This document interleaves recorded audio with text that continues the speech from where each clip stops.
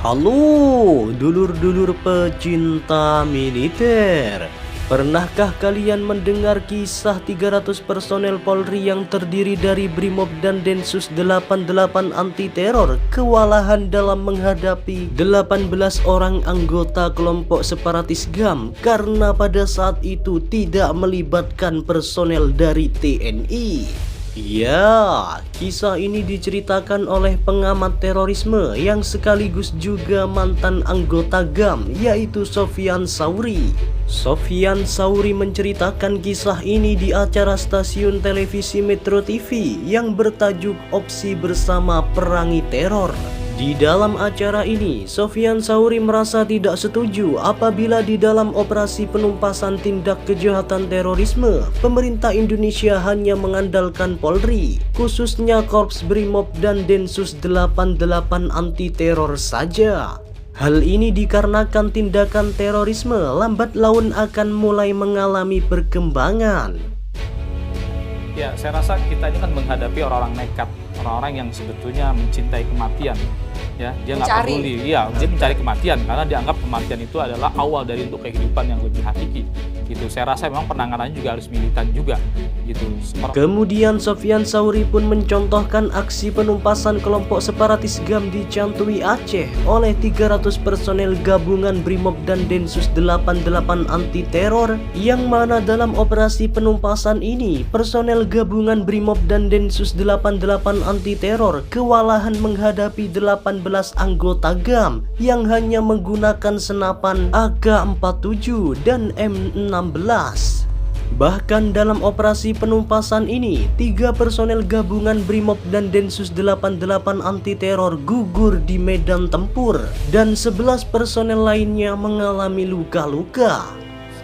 Bayangkan 18 orang ikhwan itu mampu memukul mundur Brimob yang sebanyak 300 itu gabungan dengan Densus.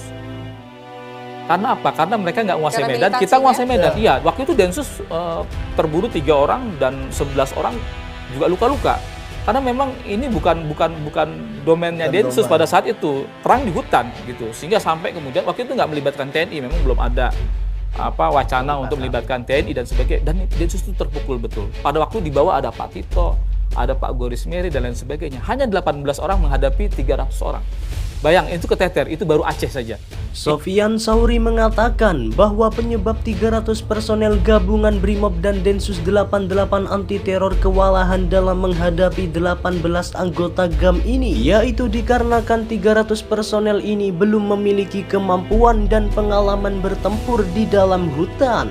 Sedangkan pada saat itu 18 anggota GAM sangat menguasai medan pertempuran di hutan, sehingga dengan bekal menguasai medan pertempuran hutan inilah para anggota GAM bisa memukul mundur 300 personel gabungan Brimob dan Densus 88 anti teror ini.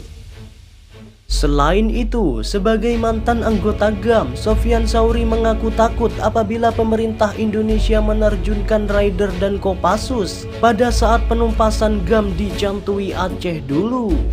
Adapun alasan Sofyan Sauri takut dengan Raider dan Kopassus yaitu dikarenakan para personel Raider dan Kopassus ini memiliki kemampuan khusus bergerilya di hutan.